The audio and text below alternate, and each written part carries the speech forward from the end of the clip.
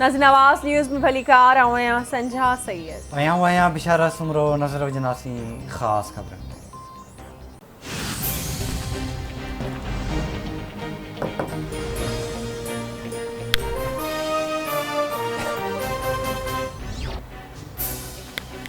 असां वटि 6.25 लाख इंडस्ट्रियल मज़दूर रजिस्टर्ड थियल आहिनि। इन हवाले सां जदीद सिस्टम कंहिं बि सूबे में मैसर न आहे।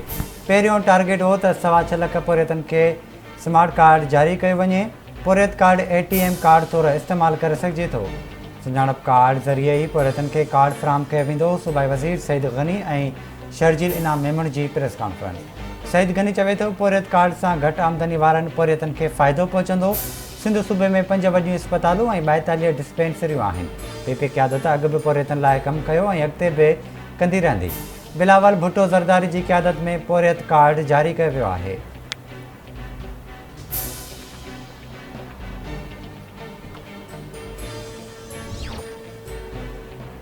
वज़ीर आज़म शहबाज शरीफ सां वॾे वज़ीर सैयद मुराद अली शाह जी मुलाक़ात। वॾे वज़ीर सैयद मुराद अली शाह वज़ीर आज़म खे सिंध में पाणी जी खोट बाबति आगाह कयो। वज़ीर आज़म मुराद अली शाह खे इरसा इख्तियारनि ख़िलाफ़ कार्रवाई जी ख़ातिरी कराई। मुलाक़ात दौरान आपघाती बम धमाकनि में चाइनीज़ जे मारिजी वञण बाबति बि ॻाल्हियूं कयूं वयूं। कराची जे अमन ऐं ख़ुशहाली लाइ वफ़ाक़ी सरकार ऐं सूबाई हुकूमत भरपूर सहकार सां कमु कंदियूं। मुलाक़ात में इत्तफ़ाक़।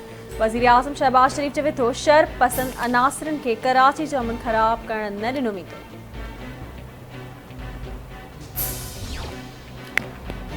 परॾेही वज़ीर बिलावल भुट्टो ज़रदारी 3 ॾींहंनि जे दौरे ते अमेरिका पहुतल। परॾेही वज़ीर बिलावल भुट्टो अॼु अमेरिकी मनसब एंटोनी ब्लिंकन सां मुलाक़ात कंदो।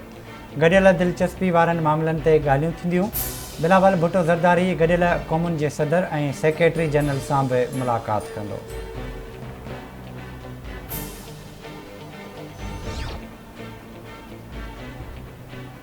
निगरान वज़ीर आज़म लाइ मईशत दाननि जा इंटरव्यूज़ रावलपिंडी ऐं इस्लामाबाद में थींदा। अॻूणे वफ़ाक़ी घरू वज़ीर शेख रशीद जी दावा हर गुज़रंदड़ ॾींहं सां उन्हनि जूं ॾुखियायूं वधनि पियूं। 31 मई खां पहिरीं वॾा फ़ैसिला थियण वारा आहिनि। अवामी मुस्लिम लीग जे सरबराह शेख रशीद जूं मीडिया सां ॻाल्हियूं चयाईं। इमरान ख़ान सिंध में इलेक्शन मुहिम पाण हलाइण जो फ़ैसिलो कयो आहे। ही इदारनि खां ख़ैरात घुरी रहिया आहिनि त 1.5 साल जी गारंटी ॾियो।